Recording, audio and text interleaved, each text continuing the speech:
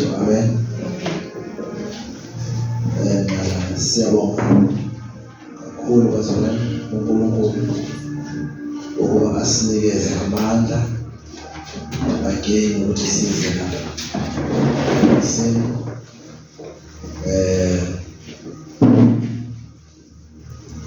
Sijabule kakhulu ukubona ekade sawugcina bazalwane. Basibashayele izandla.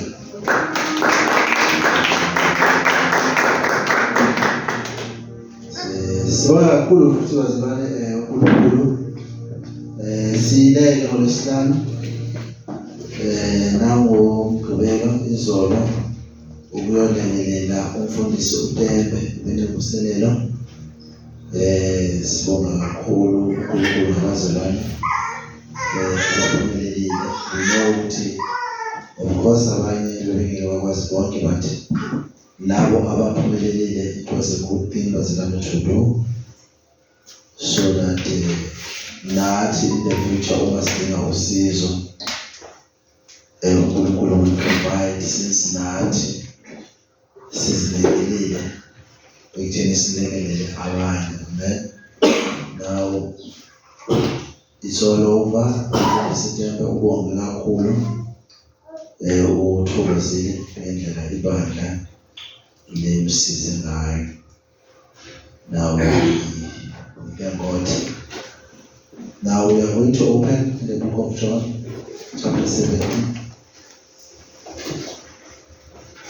Sicela uNesizulu asifundele u-6 to 19. John chapter 17, 6 to 19.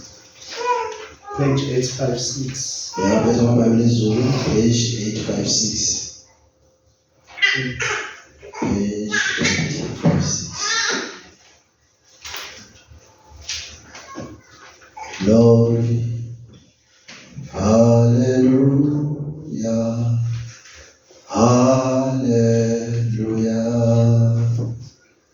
Glory, hallelujah,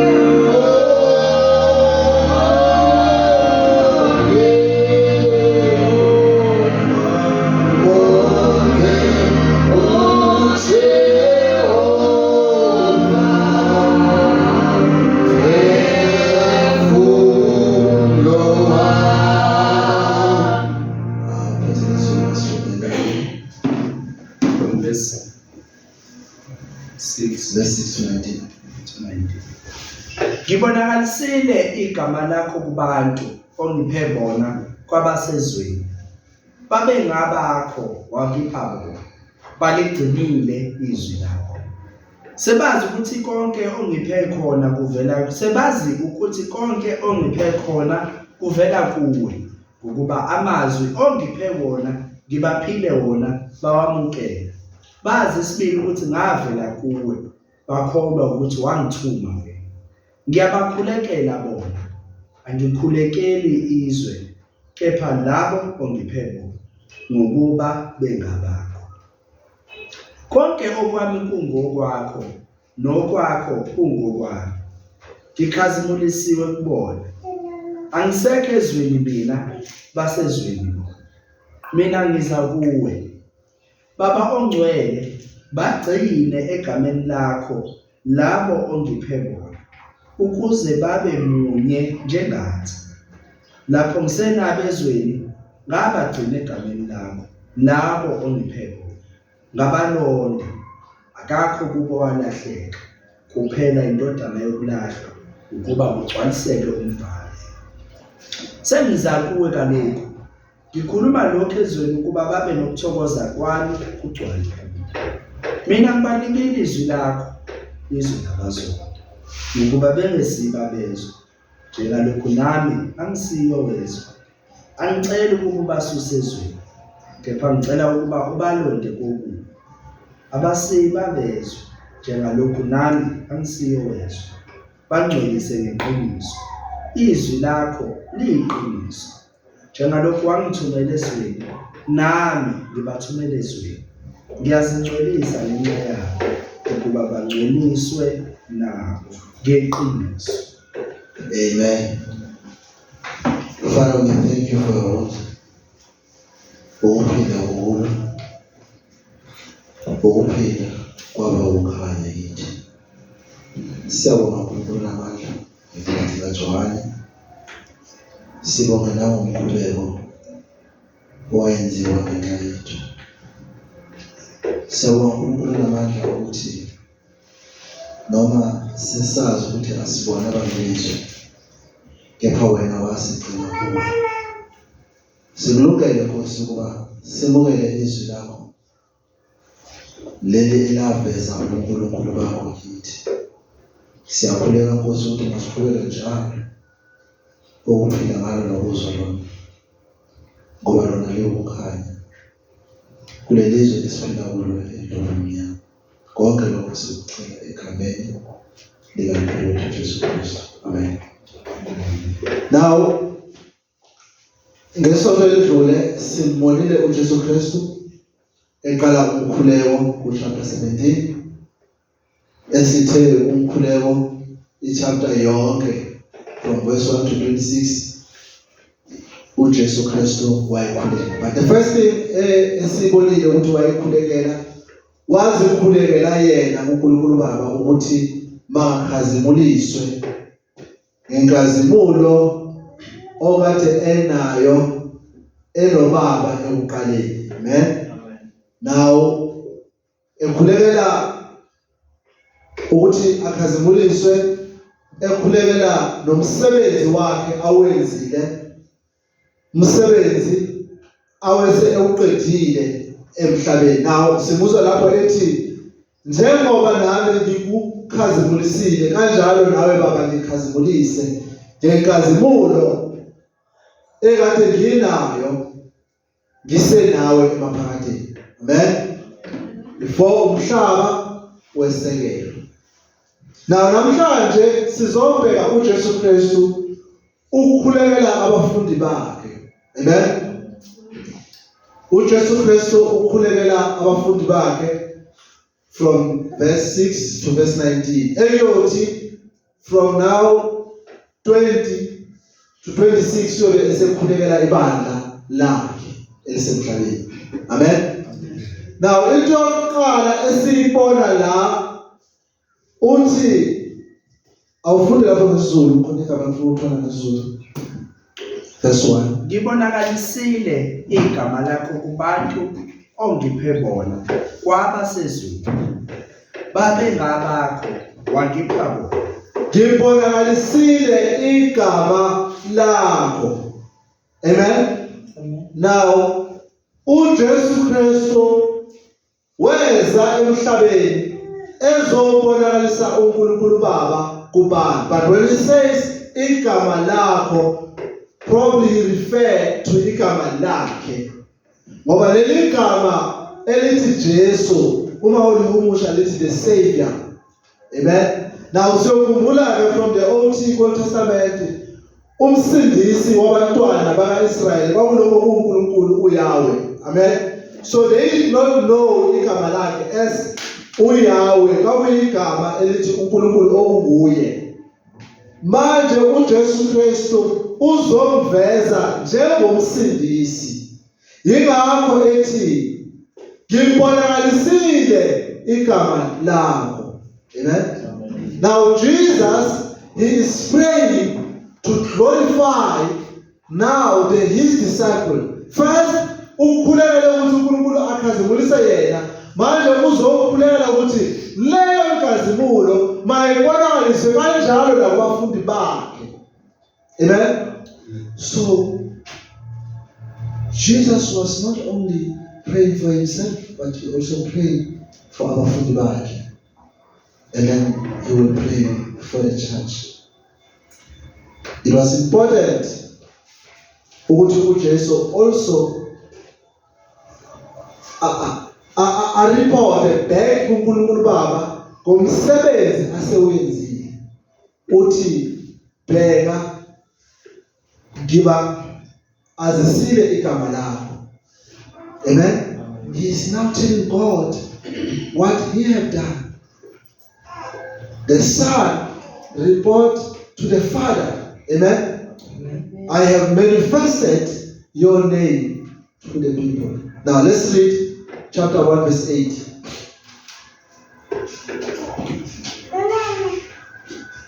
Verse 8. Yena wayengesikho ukukhanya, kepha wayengozofakaza ngokukhanya. Amen. uJohane wayengasikho ukukhanya, but wayezofakaza ngokukhanya. Ngamanye amazwi ukukhanya kwakuKristu okuzokhanyisela abantu ngenkazimulo kaNkulunkulu Baba. Because abantu bebengamazanga uNkulunkulu. Because abantu bebesemnyameni. But siyazi ukuthi umnyama nokukhanya akuhlangani. Kwakufanele ukukhanya kwehlele emhlabeni so that abantu bazoba semkhanyeni uNkulunkulu Baba. Now Colossians chapter 1 verse 15.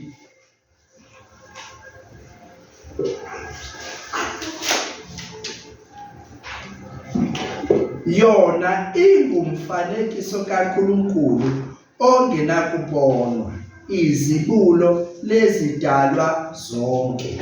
Amen. uJesu Kristu waba ngumfanekiso kaNkulunkulu ongabonwanga. Amen.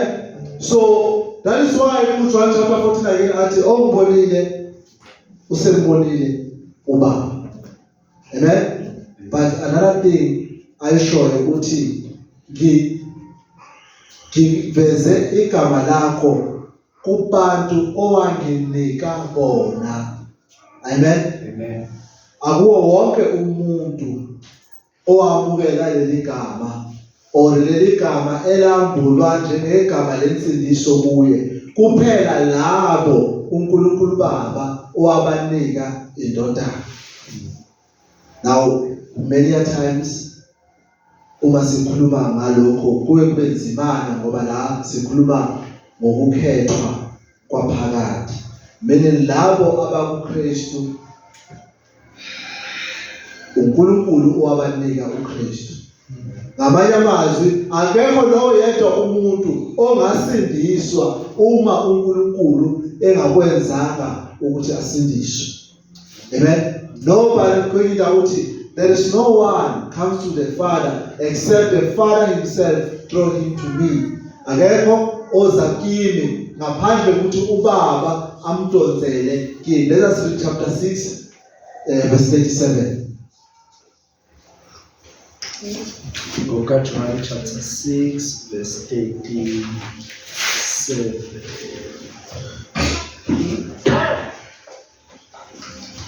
Konke angipha khona uBaba kuyakuza kimi. Ozayo kimi angisoze ngamlahlela ngaphandle. Yes. Konke anginika wona uBaba kuyoza kimi. Many persons, you can only come kuJesu Kristu uma uNkulunkulu Baba evumile. And uma uNkulunkulu esevumile, uJesu Kristu angeke amreject. Funda u-39 khona lapho.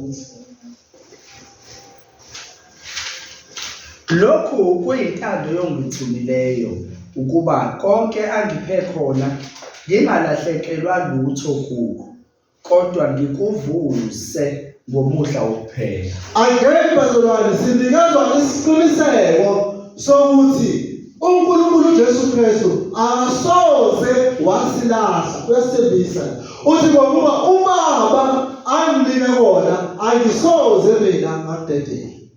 Amen. So there is no such thing. I always say this one, ukuthi na umuntu yawo. Amen. Umuntu can have ama challenges, but uma nangempela wayebiziwe basekuqaleni elizele lensindisweni or abizele okuholweni, lo muntu akasoze waphuma esandleni sikaKristu. That is why nathi bazalwane, we must never sirayithe abantu off. Don't ever come to conclusion ukuthi hayi sekuphelile ngayo. Because umuntu ukaNkulunkulu and wasekuqaleni bangabizwanga wehlela. So therefore awukwazi wena ukuconclude ukuthi sekuphelile ngalo muntu. That is why bazalwane ngisho noma umzalwane kangenanga kangakanani, you must pray for such person. Because if uba against lo mzalwane uzozithola uba noNkulunkulu. Amen. Because lithi iBhayibheli obizwe uNkulunkulu uJesu Kristu akasoze wamthethe. Read verse 44 khona lapho.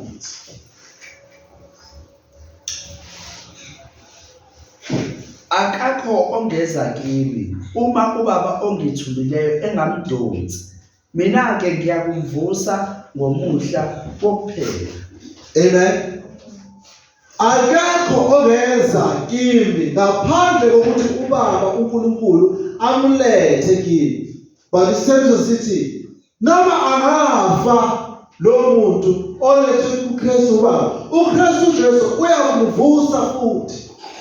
Amen. Ngamanye amazwi bazalwane, even ukufa akunamandla phezulu kwempilo yomzalwane, ngoba noma angafa uJesu Kristu uyakumvusa, njengoba naye uJesu Kristu wafa uNkulunkulu Baba wamuvusa ngosuku lwesithathu.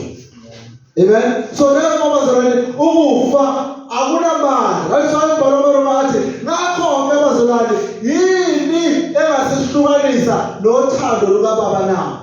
Ngabe ukufa, ngabe izinhlupheko, ngabe ukushawa, no bazalwane, akukho nokukodwa okungasihlukanisa nendodana yomuntu, ngoba uNkulunkulu wasibiza. Uma sibizwe nguye, nayo indodana iyakusibamba. Noma ngabe kunzima, noma ngabe sekufike izimo la ubona sengathi ivangeli liyakhuluka, lalela uNkulunkulu Baba wakubiza emaphakatheni, and uJesu Kristu uza kugcina. That is why masihlabelela sithi siyagcina esandleni somusa. Amen. Akekho ophunyukayo esandleni somusa. Hallelujah bazalwane. Uthi enye into, I have kept your word. Amen. Uthi ngaligcina izwi lakho. Awufundele uchapter 8 verse 51. John chapter 8 verse 51. Ngiqinisile ngithi kini, uma umuntu egcina izwi lami akasoze akubona ukufa naphakade. Yes, they have kept my word. Now la sikhumbule bazalwane ukuthi ukhuluma la ngabafundi bakhe. Uthi bagcine izwi lami. Now lapho kusifunda ukuthi akekho, awuphinde futhi Ngiqinisile ngithi kini, uma umuntu egcina izwi lami akasoze akubona ukufa naphakade. Now bazalwane siyathenjiswa ukuthi we will never die. Amen. Even if we die, useshilo uJesu Kristu ukuthi he will raise us. But how so? There is one condition. Uma sigcina izwi lakhe. Hallelujah. There is no way. Bazalwane, now many times I always say I'm glad now ukuthi as I grow, ngiba comfortable ngale nto ukuthi na our work, our primary work was run esibandla ukumemezela izwi likaNkulunkulu. Lezi ezinye izinto esizenzayo they are just ukuphelezela okubalekile okuyizwi likaNkulunkulu, ngoba lithi iBhayibheli ogcina izwi likaNkulunkulu akasoze wakubona ukufa. Now imfundiso yethu bazalwane incike ekuzweni izwi, not only ukulizwa unokuligcina, but lokhu ukuligcina bazalwane kusho ukuliphinda. Amen. Bible lithi even lapha ka-Old Testament uthi umfanyana oyisibili bayifika kuJesu, uthi uJesu Kristu ubuza ukuthi ayenzeni ukuthi abone umbuso wezulu. Uthi uJesu Kristu makofana agcine imiyalelo yonke, abesithi uthande umakhelwane njengoba esithanda. Lithi lo uthi ngiyigcine yonke le miyalelo ngisho nasemshini bami. Amen. Ngamanye amazwi even ka-Old Testament yona nto yayibalekile kwakungekona ukuthi wena uthini ngomlomo wakho, kwakuwukuthi ngabe uyayigcina yini leyo myalelo. Therefore bazalwane ukugcina imiyalelo ukuphila njengoba imiyalelo yevangeli isho.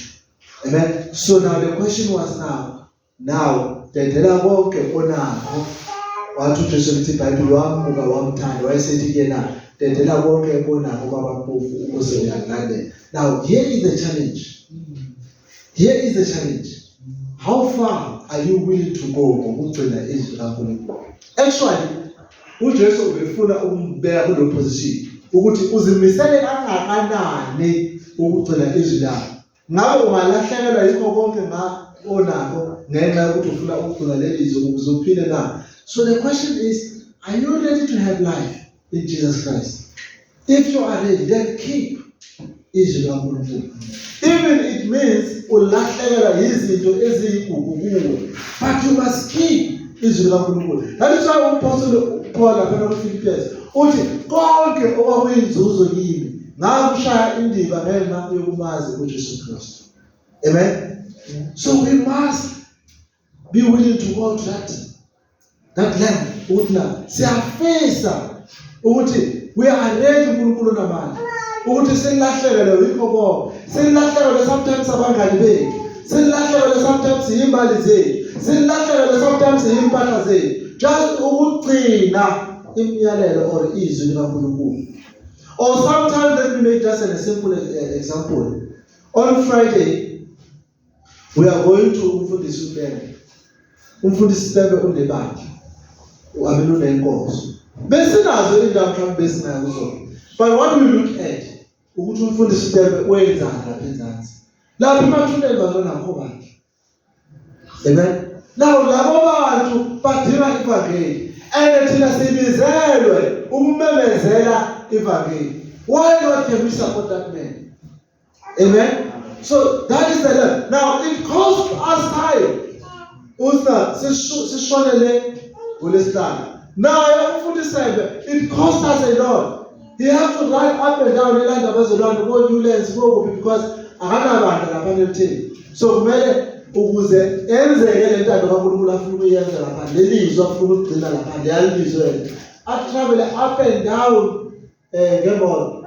Le moto yakhe encane igcina ilayisha lesifike isinda kangaka, but he is willing ukuthi angalahlekelwa yikho konke ukuze afeze intando kaNkulunkulu.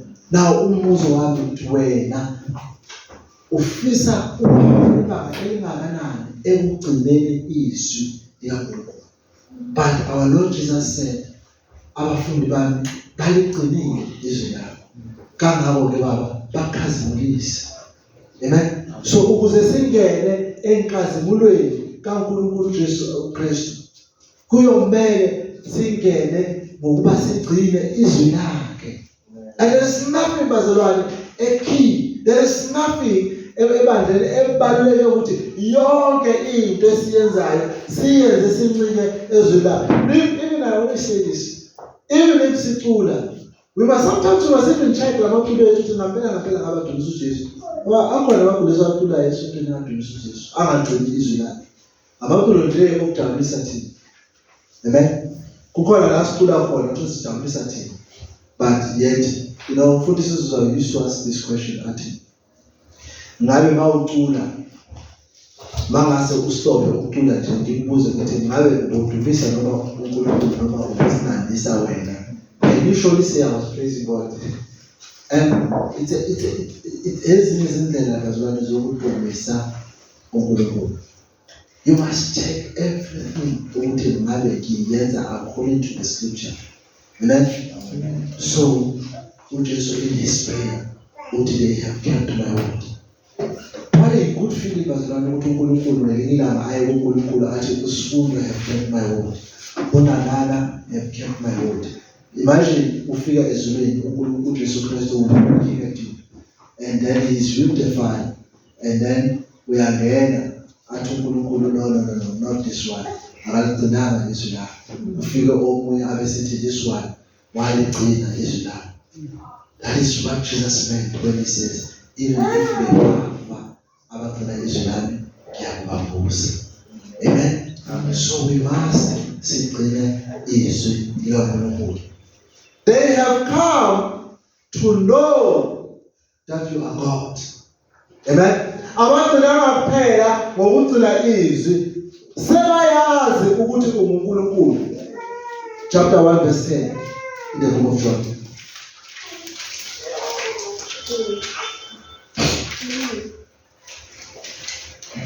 Wayekhona ezweni, izwe lavela ngaye, kepha izwe alimazanga. Amen. Bakhona abangamazanga. Therefore laba abangamazanga bafana under laba abangaligcinanga izwi lakhe.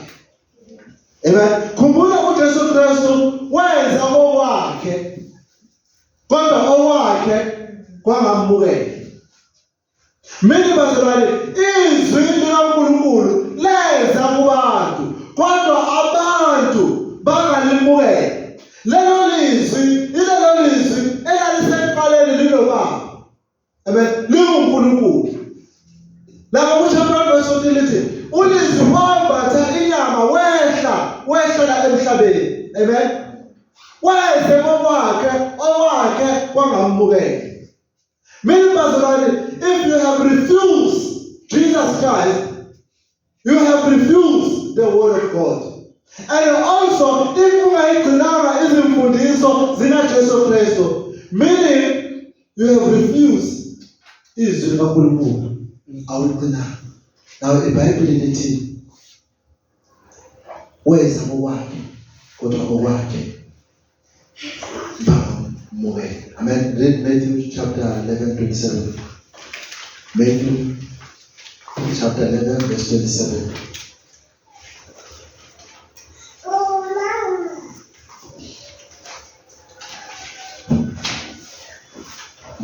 Konke ngikunikelwe nguBaba. Akakho owazi indodana kuphela uyise. Akakho futhi owazi uyise kuphela indodana, nalowo indodana ethanda ukumambulela yena. Amen. You see, they have come to know God. Akekho umazile uNkulunkulu ngaphandle kokwazi indodana. Meaning labo abamukele uJesu Kristu njengenkosi nomsindisi sebayamazi uBaba. Amen. So akekho futhi owazi uBaba ngaphandle kokwazi indodana. So many ngamanye amazwi uJesu here is interesting bazalwane, he is praying, but this prayer also ithula ubufakazi, and it's a report back to the Father about the apostle. Kuhle kangakanani ukuthi uJesu athi laba onginike bona, laba abangimukelile, amen, ngibagcinile. Amen. And futhi azi ukuthi laba bayigcinile izwi lakho. Aze futhi laba sebayakwazi ukuthi ungubaba. Ayibazalwane. Can you imagine uJesu esho njalo uNkulunkulu ngawe? Athi umbheka nje ubhutise. Uyakwazi uNkulunkulu. uligcinile izwi lakho. Amen. So we must strive ukugcina izwi likaNkulunkulu so that we will know the Father. Sibe nobudlelwane noBaba so that sizongena enkazimulisweni. Amen. Jesus was praying for labazalwane ukuthi uNkulunkulu abakhazimulise. Then uJesu uthula ubufakazi obuhle ngabo kuNkulunkulu Baba. Now there are interesting things azisho ngabo. Uthi, you have sent me, chapter 7 verse 17. Wena Baba wangithuma, meaning ungithumile ukuthi ngizobalana, and I did just that. And nabo bangimukelile, bavumile ukuthi ngize nabo kubo. Read 17, chapter 7 verse 17. Uma umuntu ethanda ukwenza intando yakhe, uzakwazi nemfundiso noma ivela kuNkulunkulu noma izikhulumela okwakhe. Amen. Now we will know, since sasinobudlelwane noBaba, sesizokwazi ukuthi lokho okwakusho uKristu wayengazikhulumeli nje, kodwa wayekhuluma intando kaBaba. But uJesu was praying for abantu abanjalo, abantu abakholwa kuye, abantu abalethwa kuye nguNkulunkulu, abantu abakholwa ukuthi ukuthunyelwe nguBaba. Amen. But uJesu uthi kwenye indawo, but angelikhulekeli izwi. Laba engibakhulekelayo akuseyibo balelizwi ngoba bayakwazi sebemukelile. Amen. Now God is praying for such people, and Jesus is glorified in them.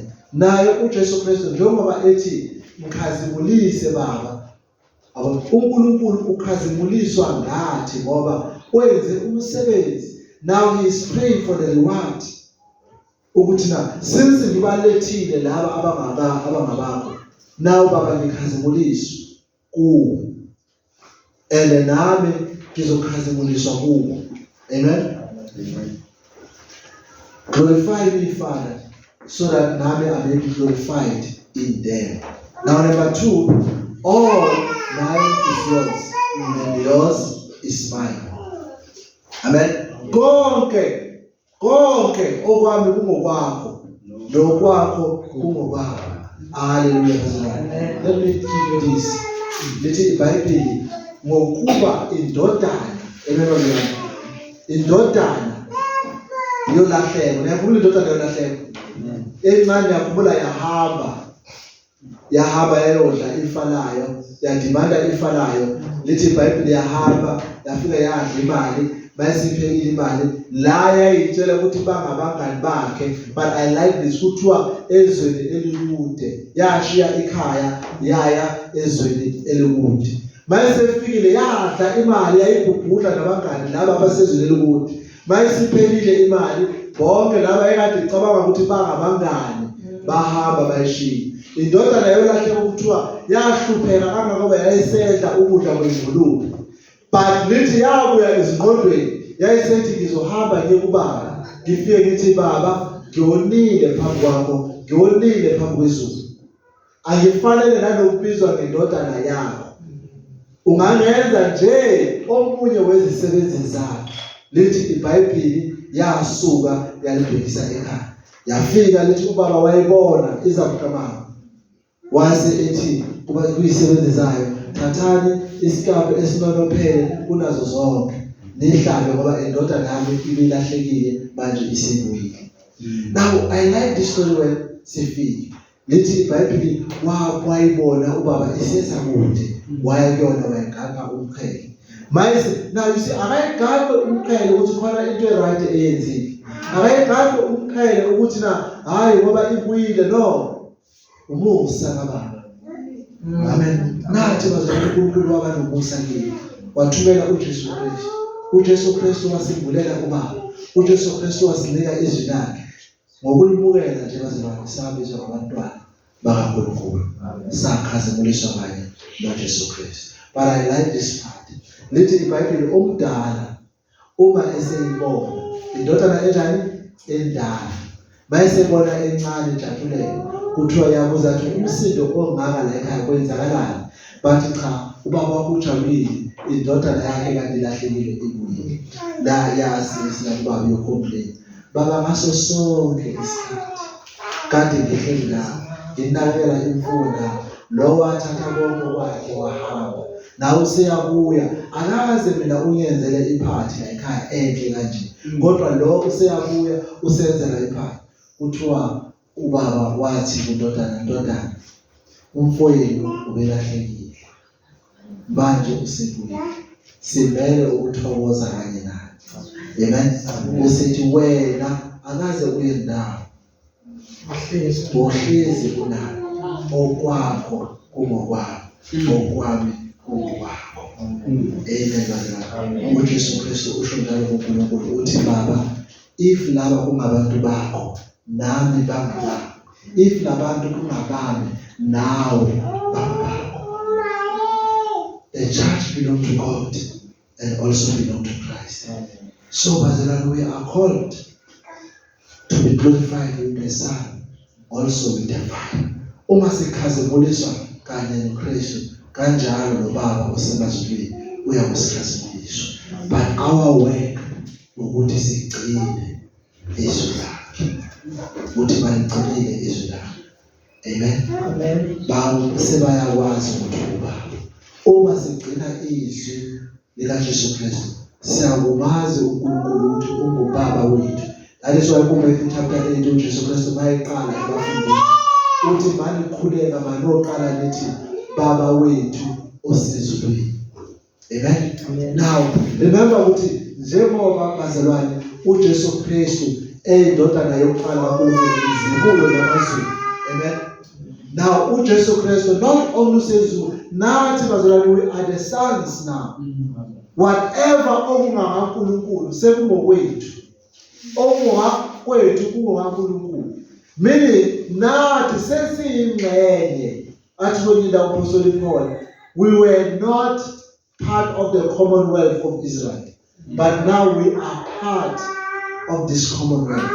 Nathi lokho okade kunikezwe uIsrael sekungokwethu ngoba nathi sesanikezwa ilungelo lokubizwa ngabantwana bakaNkulunkulu. Usho njalo uJohn chapter 5 uthi kodwa labo abamukela izwi noma indodana yakhe banikezwa ilungelo lokuba ngabantwana bakaNkulunkulu.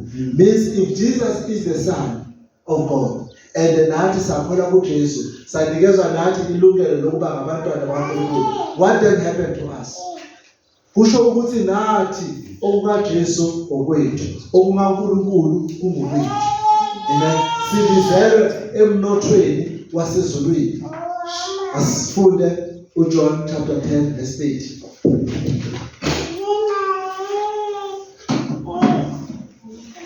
Verse 8. Mina noBaba simunye.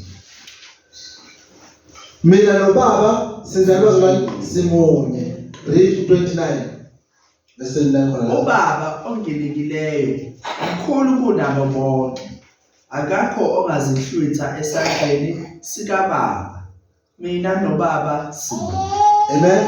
Lo uNkulunkulu lo ongathina mukhulu kunabo bonke. Kanjalo abakuKristu bamunye kanye noBaba. Amen. AbakuKristu bamunye kanye noBaba lo omkhulu. And akekho bazalwane ozozihlwitha esandleni sikaJesu Kristu. Amen. Akekho ozozisusa othandweni likaJesu Kristu. Akunasimo esiyakusinyakazisa ebudlelwaneni bethu noNkulunkulu uBaba ngenxa yokuthi thina samukela indodana yakhe uJesu Kristu. Amen. Romans 8:28.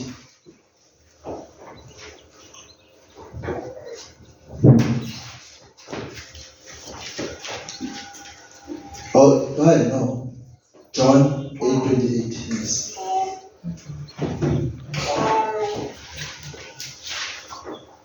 Verse 28. Wayesethi uJesu, nxa seniphakamisile indodana yomuntu, khona ke nizakwazi ukuthi nginguye. nokuthi angenzi lutho ngokwami, kodwa ngikhuluma lokhu njengokuba ubaba engifundisile. Amen. We will know ukuthi yimunye nobaba and ngenza lokho ubaba now yini le uJesu ayenzayo le enza ukuthi abonakale ukuthi unobaba ukusindisa thina and uma ekwenza lokho sakwazi ukuthi umunye kanye nobaba. Amen. Because umsebenzi kaJesu Kristu owayezele emhlabeni ukusindisa abantu and lo msebenzi wayothunywa uNkulunkulu ubaba. Now uthi and I am glorified in them. Ngalokho abazalwane ngokusindisa laba bantu ngase ngingena enkazimulweni kanye nobaba. So ngamanye amazwi amandla akaJesu Kristu abonakaliswa mhla esindisa thina kanjalo ubaba wayeseyamkhazimulisa. Amen. So Jesus Christ, he's celebrating his greatest ever glory with the Father ngokuthi asisindise ekufeni. And unesisiqiniseko sokuthi labo ayeze kubasindisa angeke basuke esandleni sakhe. Amen. No one. 1 Thessalonians 1:29.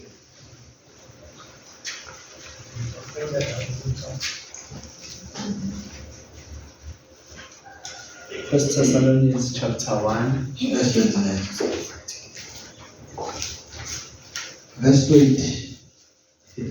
Ngokuba nina niludumo lwethu nokuthokoza kwethu. Amen.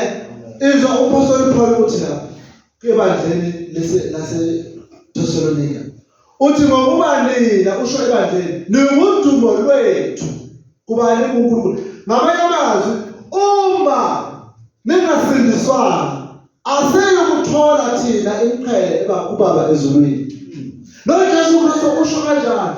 Uma engakwazanga ukusindisa thina kanjalo akakwazi ukungena enkazimulweni lobaba le engade ekuyona emaphakathini.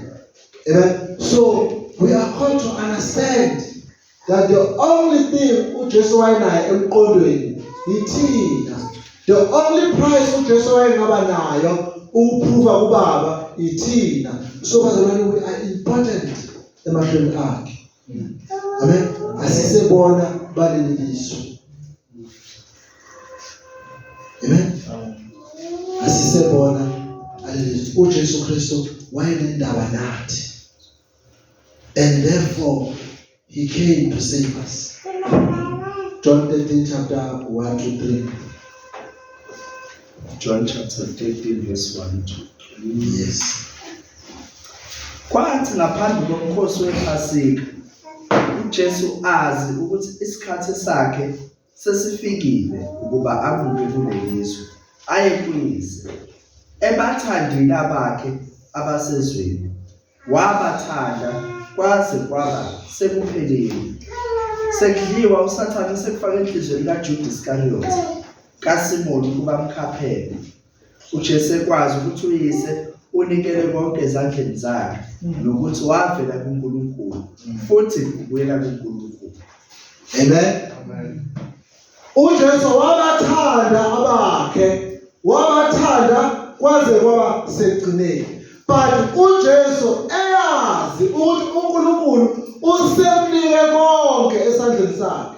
Noma ngabe uJudas ezama ukumkhaphela, leyo nto yangamkhathaza. But la uthi ngibagcine bonke.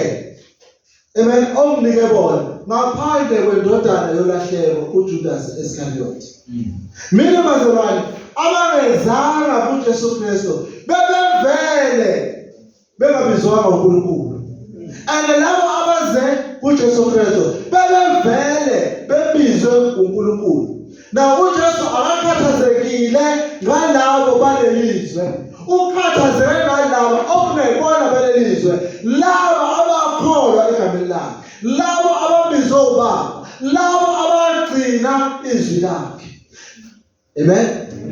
Labo ibona uJesu akhathazekayo. Bana question is, ngabe unguye na lo uJesu akhathazekayo? Ngabe uyagcina izwi lakhe na? Ngabe uyahamba endleleni zakhe na? Ngabe ukuphila kwakho usokudelile ezweni wakunikela kuye na? Ngoba usho njalo kwenye indawo uthi ofuna ukungilandela kuyofanele azidele. Amen. Ofuna ukungilandela kuyofuna athathe isiphambano sakhe. Ungumuphi wena na? Amen. Dala amaqabane athi kusashaya umzabalazo uthiwa bebehlangana nabantu ngakithi noma ungakubona ungadideka uthi ngakubona uyakuduka. Amen. So now the question is, ungakubona noma ungakuthina na? Are you going with us, with Jesus Christ, noma uhamba nezwe? You may confess that ngomlomo, but ngabe ngezenzo ungakuthina noma ungakuthina ngomlomo. La uyenza ethi lesisizwe sinthanda ngendebe zomlomo kodwa inhliziyo zabo zikude nami. Where is your heart? Amen. Where is your heart? Are you with Jesus? Now our last point. I have given them your word. Gabanika Israel. But these things ngabatshela lezi zinto ukuze babe nentokozo. Amen. Ngibatshele izwi lakho. Ngibatshele lezi zinto ukuba babe nentokozo. Bazi ukuthi ngibagcinile. Bazi ukuthi angisoze ngabalahle. Bazi ukuthi ngiyoba nabo ekufika ekugcineni. But lastly, I have given them your words. Amen. Ngibanikeze izwi lakho. uJesu wanikeza abafundi izwi lakhe. Wayebanikeza izwi lakhe. So that they may know the Father. Amen. Wabanikela lona ukuthi baligcine. Wabanikela lona ukuthi bamazi uBaba. Wabanikela bona ukuthi bazi ukuthi akuseyibo balelizwe. Wabanikela bona ukuthi babe nentokozo. Usho njalo ku chapter 15 verse 11. Uthi ngilitshela lezi zinto ukuze nibe nentokozo nibe nayo ikhona. Ngilitshela lezi zinto ukuze intokozo yenu igcwaliswe kimi. Intokozo ekimi igcwaliswe kimi. Amen. So wabanika izwi lakhe. And the world hate them. As a result, verse 1. Izwe liyabazonda. Amen. Ngokuba siphila leli izwi, siphila ngale ndlela esiphila ngayo. Izwe liyasizonda. Why izwe lisizonda? Sesibonile ukuthi asikho ngakona, asikho baleli izwi. Amen. Amen. The world hate them. Read 15 chapter 18. Verse 18. Uma izwe lilizonda, niyazi ukuthi la ngizonda mina ngaphambili. Kodwa lingakhathazeki. Azini ukuthi uma izwe lilizonda nina abazalwane, lazonda mina kuqala inkosi yethu uJesu Kristu. Because le nkosi le akusiyo nayo yalelizwe. That is why uPilato mayembuza ethi ngabe uyinkosi, uthi umkhosi bami akusiwo balelizwe. Umbuso wami akusiwo lo walelizwe. That is why uma uvuma uthi uJesu Kristu uyinkosi nomsindisi, then abantu izwe liyazi ukuthi uJesu akayona inkosi yomhlaba, kusho ukuthi nawe awusiwo wala. Amen. Uma ngithi mina umqondo lo wasemaqadini inkosi akuseyi inkosi yami, kusho ukuthi angiyena wala emaqadini. Therefore bazomthanda kanjani abantu basemaqadini? Amen. So we must not be surprised. Awufunde khona lapho ku verse 19. Uma belingabezwe, izwe beliza kuthanda ukwayo. Kepha lokhu lingesiba bezwe, kodwa nganikhetha mina ezweni, kungalokho izwe lilizwe. Yes. Ukube nani baleli izwe lalizolithanda. Amen. Bazalwane, ukube wawala la ngabe uhlezi endaweni ephezulu manje. Now we are struggling kanye nathi la. Don't do this because you are where one. Because izwe lizolithanda. Ngabe ufonela nje ukuyihlalele nje kuthiwa lalela kunesikhala lapha eGithuthi. Uzobe CEO uzobe manager. Because abadala kwenziwa njalo. Ucathi ngana amaphosi yami ifaka ama-CV. Kubo phela. Izwe lababona nje. Kanti kuyizwe lamalume wakho uZuma izona. Ngoba vele bawumalume labazona bodwa. Badla bodwa. Benze ngathi baqabana. Omunye udla inkanda nangu omunye usebiphalafala. Abana inkantolo sivuna bona futhi liyophela nje locala kulo. Why? Abantu bala wena manje uboshwa fulani soze sikuke uthi uyabuya ufice esisukile ngala emaqoleni uthi uyafika uboshwa nje ngekho ukuthi ushaya abantu ngempama. Amen. Because awuyena. Amen. I'll read from verse 26. Nxa esefikile umduduzi engakumthumela kini evela kuBaba, umoya weqiniso ophuma kuBaba, nguyena oyakufakaza. Amen. But ningakhathazeki ngiyakuthumela umduduzi noma izwe lingathandanga noma izwe lingamukelanga noma lihlupheke kodwa kukhona umduduzi, umoya wengcwele, umoya weqiniso. Khona leqiniso ngalipractice ngiyalithanda nana. Ngithanda amalelisa. Ukhona umoya wengcwele, umoya weqiniso. Khona ngalizwa manje ngipractice. Amen. So uyathulisa lezifundo lesiphepho siyamlalela. Umoya weqiniso. He kept them from evil. Uthi uJesu baqine nasemlindweni. Verse 15 ithi la Chapter 17 la sikhona awushimezo. Angicela ukuba ubasuse ezweni, kepha ngicela ukuba ubalonde okubi. uNkulunkulu uthi akasho ukuthi masisuswe kulelizwe, but masigcinwe kulelizwe. Ingakho bazayiphinda nje sicula sithi siyaqina esandleni somusa. Amen. We remind me the story of Shadrach, Meshach and Abednego. Abathi inkosi yathi lalelani uma ningakhothameli lesi sithombe siyabonifaka kulo. Khumbulani bazalwane bebesusiwe ezweni labo besezweni lokuhamba eBhabhiloni. Mabefika khona kuthiwa enzani izinto zakhona obhekana nokufa. But no, asikwazi ukukhothamela enye into engayinkulunkulu. But inkosi phela niyakufaka emlilweni wathi kulungile. uNkulunkulu esimkhonzayo unamandla, isandla sakhe sinamandla ukusigcina ngisho kulowo mlilo lesifaka bona. Kodwa futhi uma kwenzekile ukuthi anqume ukungasigcini, makwaziwe ukuthi asikale simkhothamele uNkulunkulu waseBhabhiloni. Nathi bazalwane masigcineni izwi likaKristu. Makwaziwe ukuthi asikaze simkhothamele uNkulunkulu balelizwe ngoba thina asibona balelizwe. Amen. Thina asibona balelizwe. Uthi futhi kwenye indawo bangcwelise ngeqiniso, sanctify them with the truth. Amen. Uthi bazalwane mabangcweliswe ngeqiniso. Ukungcoliswa bazalwane yilento esiyenzayo, le process esikuyona leyo ukuthi njalo siyakhula, njalo sifunda izwi, njalo siyakhula ulokho ukungcweliswa. Chapter 14 verse 6.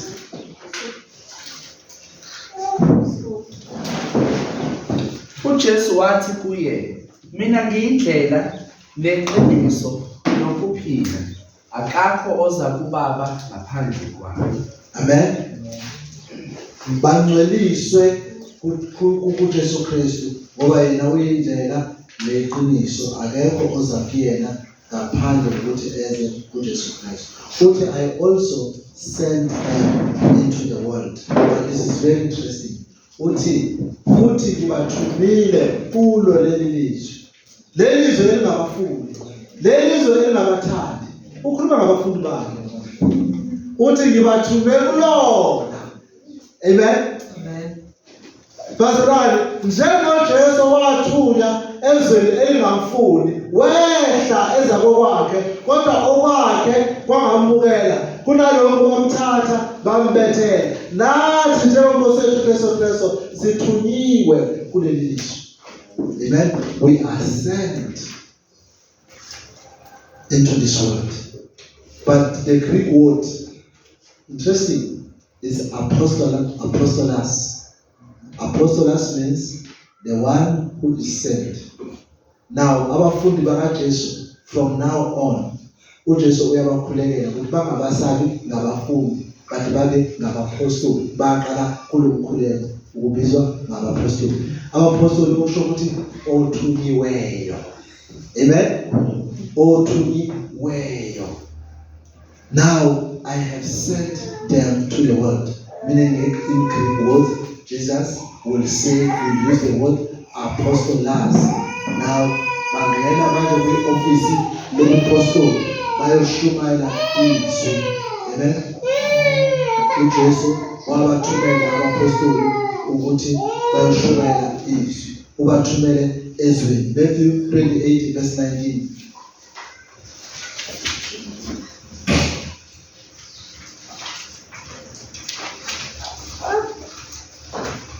Ngalokho hambani nenze izizwe zonke abafundi nibabhaphathise egameni likaYise nelendodana nelikaMoya oNgcwele. Jesus Christ later, we know that wabasenda ngempela. He first prayed for them. Amen. Ukuze bangcweliswe, balungisisiswe so bazokwazi ukungena e-ofisini lobupostoli. Now he prays for them ukuthi babe ready. Now that azobasenda baye ezweni. But now he sent them ukuthi bayopreacha ivangeli kuleli izwe. But the first uJesus uthi uthi consecrate me. Uthi nami ngingcwelise. Amen. Nami ngingcweliswe so that I may sanctify them. Ukuze nabo ngibangcwelise. Now sikhumbula ngesizivalo zona. Even nalapha ku-OT. Amen. Ku-Old Testament umpristi omkhulu before angene endaweni engcwele ayonxusela abantu. Wayeqala azingcwelise yena. Amen. Abese engena endaweni engcwele ekhulekela abantu. Now uJesu njengompristi omkhulu uthi makukhazimuliswe yena so that naye azokhazimulisa ibandla ngokuba leli bandla ulithunyelile ezweni. Now bazalwane, asibona abalelizwe. Asibona abalelizwe. Kepha nje ngebandla simele ukungena enkazimulweni njengoKristu angena enkazimulweni noBaba. Nathi sibizele ukungena enkazimulweni kanye naye uKristu. Now simele ukuthi siphile impilo yobungcwele yokungcweliswa njalo. Sizingcwelise njalo ngezwi lakhe. And then lastly, simelwe ukuthi njengabapostoli sihambe siya ezweni. Lale likhulu elithi basuka banyukela phezulu entabeni. Basuka baya ezweni. What they were going to do later was what? They were going to pray ukuthi uNkulunkulu abangcwelise. Lithi babesuka lapho basuka baya ezweni beshumayela izwi. Amen. So we are called for that. Jesus is praying for the disciples. Now next week, uJesu uzobe ukhulekela ibandla. Lesina ngenyawo sihlalele. Sibambe.